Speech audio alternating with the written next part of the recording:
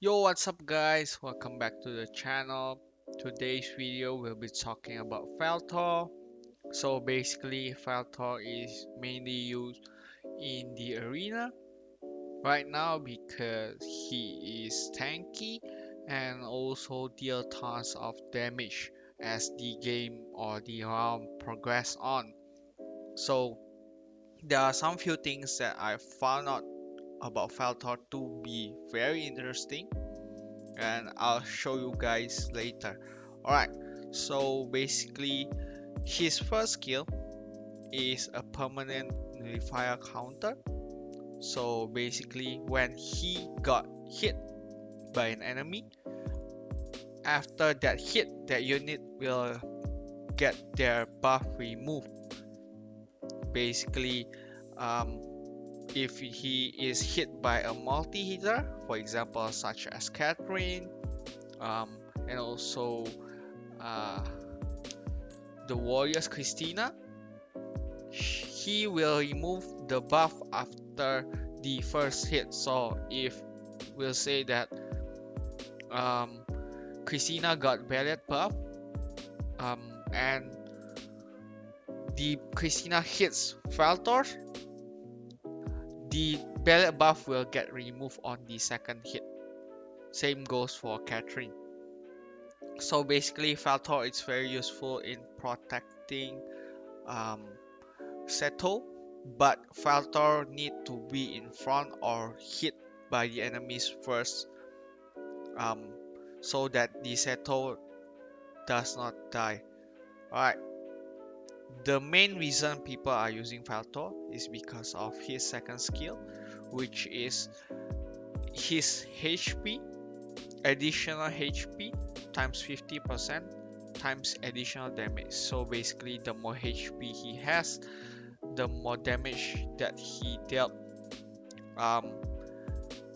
And for this to be very useful, for Valtor to be useful, he need to be +6 because as you can see at +6 his second skill get upgraded.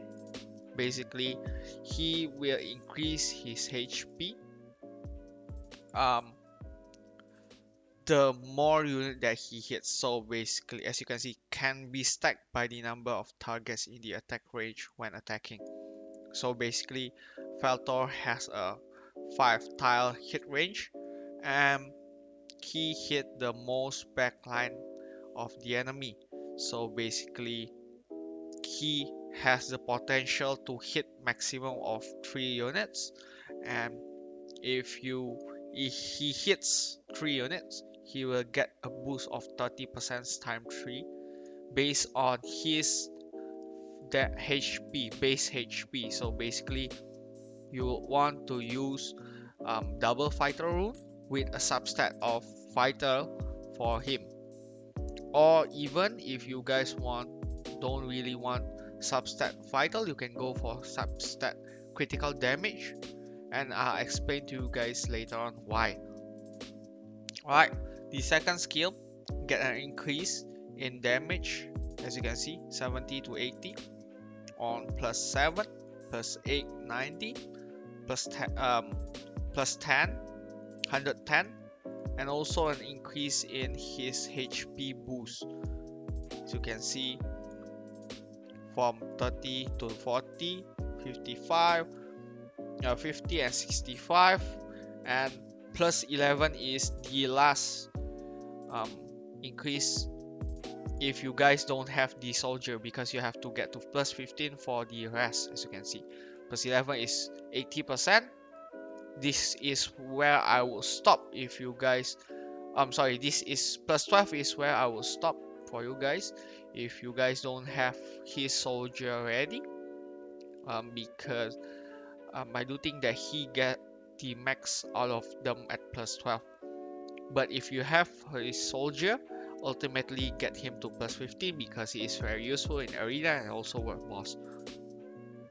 So if let's say you got him to +11 and he get 80% boost on HP for every unit that he hits. Let's say that his base HP is around 27k, which is very easily gotten if you put in 2 Vital Rune at a percentage of 40.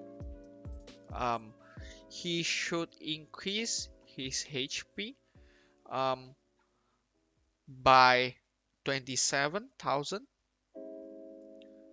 times 80%, so around 21,000. He will get around 21,000 HP for every enemy that he hits. So basically, if he hits 2, he gets 43,000. If he hit 3, he will get around 64,000 plus. So basically, you would want him to hit as many units as possible. But the thing is that since there are a lot of Helga around in the arena, this buff could be prohibited. So basically, during the buff prohibition debuff, he won't get any extra HP until the debuff is removed. The next skill is his Regeneration Barrier. So basically, this is something that might shock you, because after some research and testing in the arena, I found out that this Regeneration Barrier capped at 10,000. So basically, you cannot regen more than 10,000 unless you crit. So basically, he has a base of 50% critical damage, and if he does not get any buff, if he crit, he will get around 15,000 HP regen. But if you have support like Frithia, Veronia, which are aimed at him, he could heal at a higher rate.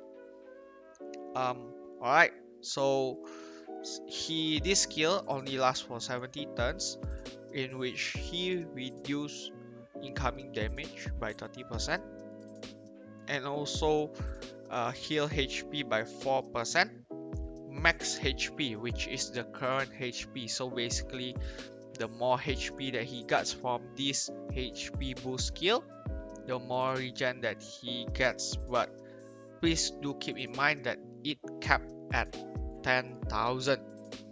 Alright, and the skill will get upgraded at plus 3 into 40% damage reduction, 4% HP regen, 6% at plus 4, plus 5 is 8%, and at plus 9 it is 10% with a reduction of 50%.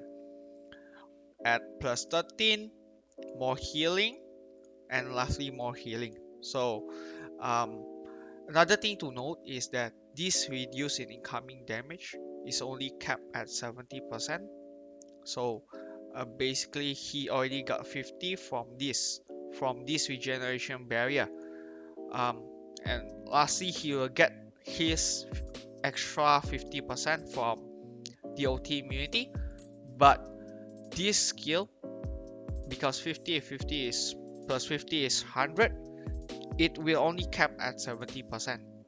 Something that you might note on. And please do keep in mind that when this barrier is finished, because it only lasts for 70 turns, it will makes you only have 50% if you have your Valtor at plus 12.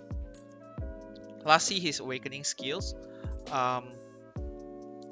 Basically, he is immune to any DOT, so basically if he hits Settle, he will not get any burn damage. Christina won't give him any bleed or poison or anything. He is immune to every DOT, and this is before battle, so he will have this permanently and get it from the start. Alright, at plus 12, this skill will be upgraded in an increase of 50% incoming damage reduction. So basically, if I were you and you have limited resources, I will recommend plus 12 for Valtor.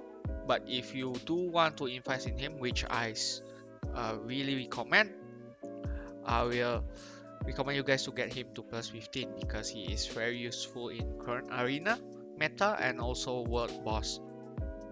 But some things that you might note: fighter, you should use Vital Rune for him with a subset of Vital or some HP or critical damage. The reason is because you want his healing barrier to basically crit as much as possible.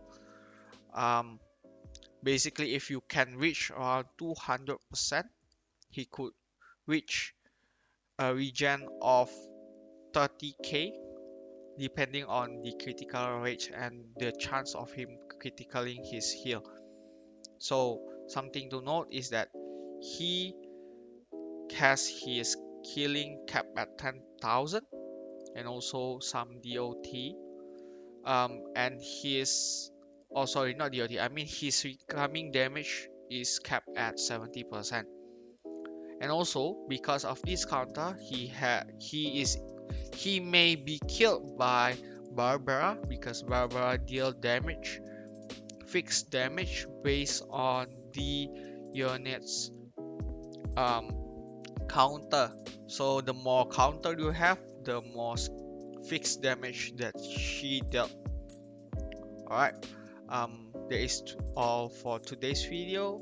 I do recommend you guys getting or building him, and also um, capitalize on him by getting his critical damage to be higher.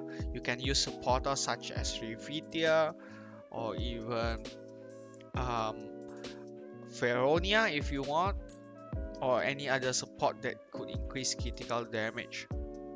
Alright, thank you for listening on today's video. Please do like, comment, and subscribe, and tell me which unit you want me to cover on next. And I'll see you guys on the next video. Bye bye.